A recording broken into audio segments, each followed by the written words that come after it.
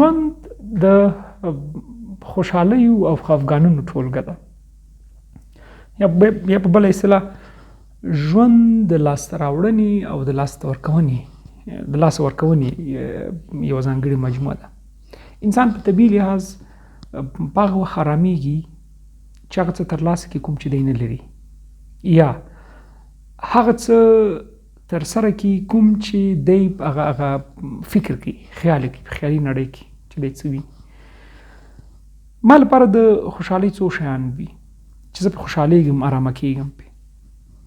یو خو هغه خبرې دي چې مونږ وایو چې یاره کوم څه چې زه نه لرم او هغه ترلاسه کړم، په دې ډېر زیات خوشحالېږم. یو وخت داسې و چې ما ځینې معنویات نه لرل، هڅه مې دا وه چې یاره دا ترلاسه کړم. ډېر کوچني شیان هغه مې ترلاسه کړل، ډېر زیات خوشحاله شوم. خو کله مې چې هغه ترلاسه کړل خوشحالي ډېره موقته وه، کمه وخت دپاره وه، بیا هغه ختمه شو او ځینې خیالات مې نور لوړ شو چې یاره باید نور څه ترلاسه کړم، نور څه باید ترلاسه کړم. او نور خاص هم ژوند د مبارزو ټولګه ده، باید مبارزه سړی وکړي او که چېرته په یو څیز قناعت وکړي ښایي ژوند په ټپه ودرېږي. قناعت کول نه دي پکار. یو وخت داسې و چې په مادي لحاظ ما ډېر څه نه لرل. هندیان یوه خبره کوي، هغه وایي چې یو انسان په دغه ځای ووهه، په دغه ځای ووهه، په دغه ځای ووهه، په لاس یې ووهه، خو په خېټه یې مه وهه. معنا دا چې هر رنګه ضربه ورته ورسوه خو له هغه رزق مه اخله. کله چې زه ډېر خوشحالېږم چې زما له وجې یو چا ته دا کومک ورسېږي چې هغه ته رزق ورسي. دا رزق رسول په دې معنا نه دي چې زه د یو غوړی وریجې چاته ورکړم ورته دا وخوره، چې زما له وجې د یو چا د ژوند هغه څرخ تاو شي، دندې وشي، کار یې وشي، هغه په یوې داسې مسئلې پوه شي چې سبا هغه له دغې مسئلې نه ګټه کولی شي. ما لپاره دا سخته خوندوره ده او د خوشحالۍ باعث ګرځي. یو وخت داسې و چې زه په ډېر بد وضعیت کې وم، پوهنتون کې مقرر شوی وم، 3000 افغانۍ معاش مې و.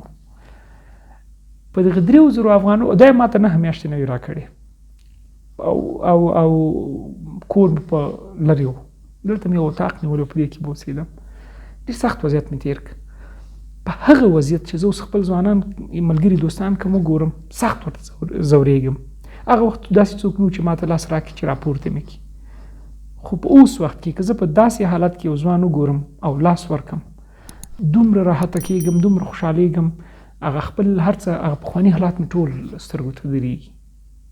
داسې حالات و چې زه به له شاه شهید نه تر کابل پوهنتونه پورې په پښو تلم، پوره 7 ورځې، یعنې د اونۍ په 2 اونیو کې بېلابېل پوره 7 ورځې چې زما به هره اونۍ 3 ورځې درس و.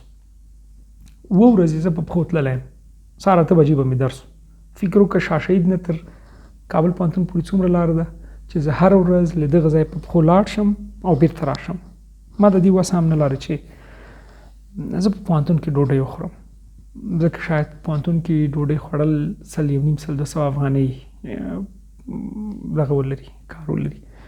مګر اوس وخت کې چې زه هغه حالت خلک هغه ډول خلک ګورم او لاس ورکم، دا ماته دومره خوشحالي راکوي چې یعنې په دنیا کې تر ټولو له دې زیاته خوشحالي ماته نه وي. دا یوه مسله. د خوشحالۍ بل بحث چې زه په ډېر زیات خوشحالېږم هغه دا وي چې کله پوهنتون ته لاړ شم، صنف ته ننوځم، په کومه ورځ چې ښه لیکچر ورکړم، محصلین پوه شي، چې راوځم یو ډول د ویاړ احساس کوم. دا ویاړ ما دپاره خوشحالي ده. خوشحالي ځکه ده چې زه وایم چې که نور هیڅ نه وي، یو 2-3 ټکي مې یو چا ته ور انتقال کړل. ښه دومره مېړنی به زه هم نه یم په دغه مرستې کومک کې، یا به مې دومره ډېر لوی وس نه وي چې د هر چا سره د کومک وکړم. خو هغه ناچیزه کومک هم چې وي چې د یو چا د خېټې مشکل پې حل شوی، په هغې خوشحالېږم. یو وخت ما فکر دا کوو چې که څوک ډېرې پیسې ولري، ما دا فکر کوو که یو څوک ډېر ښه موقف ولري، ما فکر کوم چې که یو څوک ډېر ښه کور و بنګله او دا شیان ولري دا به ډېر خوشبخته انسان وي، مګر هغه خوشبختي نه ده. دغه ژوند چې دا اوس موږ او تاسې کوو، یا کله کله زه ځان سره وایم چې دغه ژوند چې دا زه یې اوس کوم یا ځینې نور ملګري کوي، دا ښایي د میلیونونو انسانانو غوښتنه وي.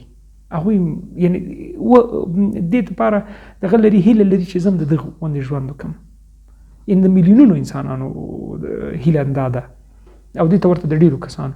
هغه څه چې موږ یې همدا اوس لرو باید په دغه باندې فکر وکړو او د خپلې خوښۍ سبب یې وګرځو. ډېر کوچني کوچني شیان دي په ژوند کې، که هغه موږ ځان ته هدف کوو او یو خو لوی اهداف دي، هغه د خپل د شخصیتي ودې لپاره هغه پکار دي چې سړی باید هغه وپالي. یعنې قناعت باید په ډېرو شیانو ونه کړي، باید مخکې لاړ شي. خو ډېر کوچني کوچني مسایل دي چې هغه که موږ هدف وټاکو موږ خپلې خوشحالۍ ته رسېږو. ځینې انسانان دا یو ډول ناروغي ده. ځینې انسانان داسې دي چې هغوی ډېر لوی شیان، ډېر لویه معنوي پانګه لري، ډېر لویه مادي پانګه لري، مګر خوشحاله نه دي. ځکه هغوی په دې فکر نه دی کړی چې یاره زما خوشحالي په څه کې ده، ذهني سکون په څه کې دی، ذهني ارامي په څه کې ده. ما لپاره ذهني ارامي دا ده چې بل انسان زما له شره په امان وي. مګر ځینې کسان داسې شته دی چې هغوی ذهناً په دې ارامه کېږي چې بل څوک څنګه وځوري، د بل چا د ځورونې نه خوند اخلي، هغه ارام شي، چې دا منفي خوا ده. مثبته خوا دا ده چې یو انسان ته په عاطفي لحاظ څنګه ډاډ شي، تکیه شي ورته. ځینې خلک فکر کوي چې پیسې، موقف دا تر ټولو هغه د خوشحالۍ ډېر لوړ مقام دی، مګر دا شی نه دی. ما ډېر لوی لوی خلک لیدلي، ما وزیران لیدلي چې بې ګولۍ خوب نه ورځي، ما یعنې دومره لوی سرمایه‌داران لیدلي دي چې هغوی ته د خپلې سرمایې معلومات هم نه وي، مګر پرته له ګولۍ هغه ته خوب نه ورځي. چې ګولۍ ونه خوري د شپې خوب نه ورځي. مګر موږ او تاسې په یو ډېر عادي او وړوکي شي باندې ځان ته خوب راوستلی شو. کله چې ویده شو فکر کوو چې سبا به دا کار کوم، دا به ترلاسه کوم، دا به کوم، دا به کوم. په همدې کې خوب راشي، خوب به تا ته هم درځي، ما ته هم همداسې خوب راځي. مګر اکثره خلک چې هغوی د ډېرو شیانو څښتنان وي، له هغوی خپل سکون ورک وي. زما ملګري ما نه یو نیم یا ما صنفونو کې پوښتنه کوي، یو کس راته وایي سکون مې نشته. زه ورته خپل سکون دې خپله ولټوه. ستا سکون په څه کې دی؟ که خپل سکون د سکون د پیدا کېدو هغه نقطه موږ پیدا کړو، نو بیا کله هم موږ نه بې سکونه کېږو. سکون دې کله پیدا کړه ته په خپل ژوند کې یو خوشبخترین انسان یې. او زه بیا هم وایم چې غږ وشي په ټولې دنیا کې چې خوشبخترین څوک دی، اولنی لاس به زما پورته وي. شکر، ژوندي اوسئ.